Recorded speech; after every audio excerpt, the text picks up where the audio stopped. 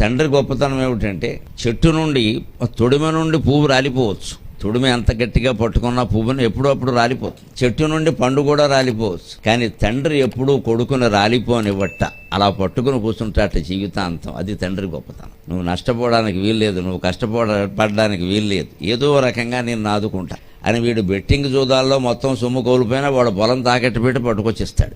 ఇవాళ పేపర్లో చదివిన వార్త చెబుతున్నాను నేను. ఇంటర్మీడియట్ చదువు కొడుకు ఖాళీగా ఉండి బెట్టింగ్ జూదాల్లో లక్షలు కోల్పోతే తండ్రి వాడి ప్రాణం ఎక్కడ తీసేస్తారో బాకీ పడ్డవాళ్ళని, బాకీ ఇచ్చిన వాళ్ళని ఉన్న పొలం తాకట్టు పెట్టి డబ్బులు పట్టుకొచ్చాడు. అది ఏదో చేయిద్దాం వ్యాపారం, ఆ రకంగా వాడు బాగుపడతాడు. కానీ తండ్రి దృష్టి ఎలా ఉంటుంది అంటే తొడిమ నుండి పువ్వు రాలిపోవచ్చు, చెట్టు నుండి పండు రాలిపోవచ్చు, నా నుండి నా కుమారుడు రాలిపోవడానికి వీల్లేదు, నేను పొదివి పట్టుకుంటాను ఏదో రకంగా అని తండ్రి మనల్ని కాపాడతాడు. నీ అల్లుడు అప్పుడప్పుడు నీ ఇంటికి రావాలి, అలా కలిసి తినాలి. లేనప్పుడు ఏమందామండి అనుబంధం, ఏం బంధవ్యాలండి అవి? ఎందుకండి అవి దేనికి పనికి వచ్చినట్టు? అల్లుడితో మామగారికి కోపం, మామగారి మీద అల్లుడికి కోపం, అందుక అలా ఉంటే ఎలా? కొడుకుతో భోజనం కన్నా అల్లుడితో భోజనం గొప్పది. సాధారణంగా ఏదైనా ఆందోళన కలిగిందనుకోండి, దుఃఖం వచ్చిందనుకోండి, ఉద్యోగం కూడా మానేసి ఇంట్లో కూర్చుని గంటకోసారి టీ తాగుతూ భార్యతో అదే చర్చిస్తాడు. ఒక భయంకరమైన వ్యాధికి దారితీస్తుంది. ఆందోళనగా ఉన్నప్పుడు ఎప్పుడు 2 పనులు చేయాలి, గుర్తుపెట్టుకోండి. 2 పనులు మానకూడదు. 1 దైనందిన కృత్యాలు మానకూడదు, 2 దైవస్మరణ మానకూడదు. ఈ 2 చేయాలి. డైలీ టైం టేబుల్ ప్రకారం నువ్వేం చేస్తావో చేసి ఆందోళన దూరం అవుతుంది. రోజు చేసే పనులు మానేస్తే, ఇవాళ నాకు చేయాలని లేదు, ఇవాళ నాకు చదవాలని లేదు, ఇవాళ నాకు దేవుడు పూజ చేయాలని లేదు, ఇవాళ స్నానం కూడా చేయాలనేది జిడ్డుమోహం వేసి కూర్చుంటాడు. ఇక్కడ శుభ్రంగా స్నానం చేసే సమయానికి కాఫీ తాగే సమయానికి కాఫీ తాగేసి, భోజనం చేసే సమయానికి భోజనం చేసి, ఏది మానకు. చదువుకునే సమయానికి చదువుకో, ఆడుకునే సమయానికి ఆడుకో, వాకింగ్ చేసే సమయం ఉంటే వాకింగ్కి వెళ్ళి, ఏది మానకు. ఫోన్ కాల్స్ ఆన్సర్ చేసే సమయం ఉంటే ఆన్ చేసి, ఏం పర్వాలేదు, నాకు మాట్లాడాలని లేదు, మాట్లాడాలి, ఆ రోజే మాట్లాడాలి. మనం ఆందోళనలో ఉన్నామన్న విషయం అంతరాష్ట్రం అంతా తెలియాల్సిన పనేం లేదు ఇక్కడ. అంటే మన జబ్బు వాడికి కూడా అంటిస్తావా? నాకేమిటో ఈవేళ మనస్సు బాగోలేదురా, నీ మనస్సుతోనే నువ్వు ఆలోచించి. ఇంకోటి మార్కులు తక్కువ వచ్చాయమ్మా, పిల్లాడు వాడే బాధపడుతున్నాడు అనుకో, వెంటనే తల్లి తండ్రి దగ్గరికి, ఏంటరా మార్కులో బోర్డు మార్కులు లేదమ్మా, పక్క పిల్లాడికి ఎక్కువ వచ్చాడు, వాడు కాపీ కొట్టుంటాడు రా అనేయాలంతే. అవును, అయినా కాకపోయినా ఈ మాట వెంటనే, వాడు కాపీ కొట్టుంటాడు రా, వాడు సరైన వాడు కాదు, నువ్వు నిఖారసుగా రాస్తావు, నీకెందుకు వస్తావు, ఏం కంగారు పడకో అని చెప్పాలి. కానీ ఎప్పుడు ఇంతేనమ్మా, ఏం చేస్తాం, బోల్డ్ డబ్బులు కట్టాం, లోన్ కూడా ఇవన్నీ పిల్లల దగ్గర చెప్తారండి. ఎంత తప్పు ఉండేది. మీరు అప్పులు చేశారో, ఆస్తులు సంపాదించారో వాళ్ళకెందుకండి? వాళ్ళు చేయమని చెప్పారా? ఇంత అప్పు చేసి సంపాదించమని పిల్లాడు అడిగాడా? మాట్లాడకూడదు. అవి ఆర్థిక విషయాలు పిల్లల దగ్గర రాకూడదు. ఆస్తులు ఉన్నాయని చెప్పామా గర్వం వస్తుంది, అప్పులు ఉన్నాయని చెప్పామా నిరాశ వస్తుంది, 2 నష్టమే. అసలు ఆ ప్రసక్తి రాకూడదు. నీకెందుకు, నువ్వు చదువుకో, అవన్నీ మీ నాన్న చూసుకుంటా, నువ్వు చదువుకో. అందరూ మగవాళ్ళు నేర్చుకోవలసిన మాట క్రియాజ్ఞానం అంటే పనుల యందు తెలివి, వర్కింగ్ నాలెడ్జ్.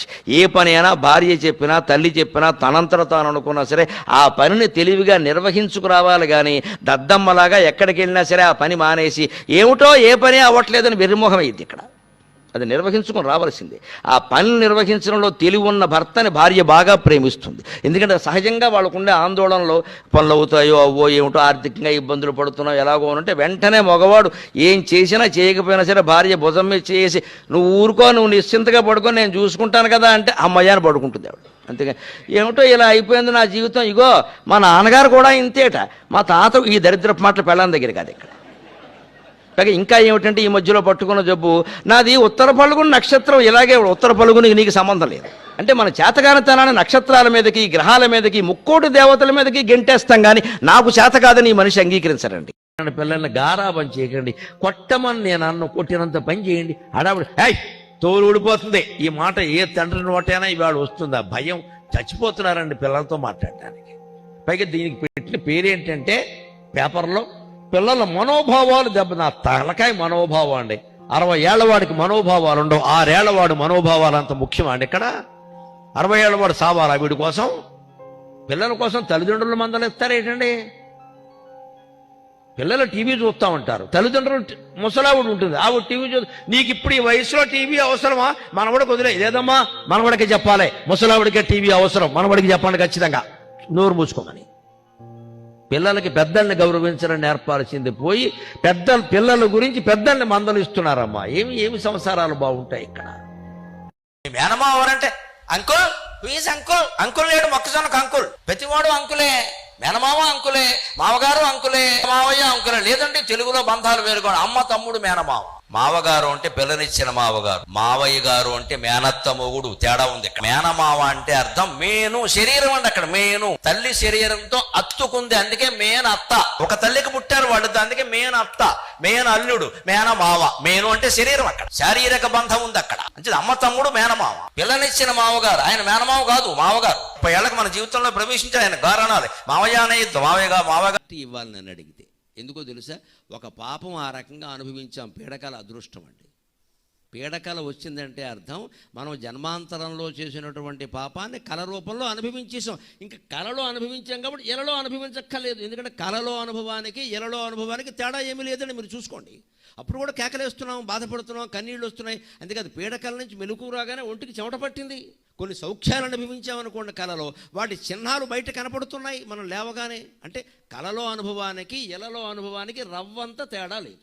పైగా అక్కడ ఉన్నప్పుడు మనం అదే నిజం అనుకున్నాం. ఈ జీవితం ఒకటి ఉందని మనకు తెలియదు. ఎలాగా? ఇప్పుడు ఈ జీవితంలో ఉన్నప్పుడు ఇదే నిజం అనుకునే కళ మనది కాదు అని తెలిసినట్టే. ఇది గ్రహించగలిగితే వేదాంతం అంతా అర్థం. కానీ కళలకు భయపడడం ఏమిటి? ఆ కళ వచ్చింది, ఏ కళ వచ్చినా ఓటు పుణ్యమో ఓ పాపమో పోయింది, వదిలేసి. జరిగిన దాన్ని మర్చిపోవాలి, జరుగుతున్న దాన్ని గమనించాలి, జరగబోయేదానికి సిద్ధంగా ఉండాలి. అప్పుడు జీవితం చాలా ఆనందంగా ఉంటుంది.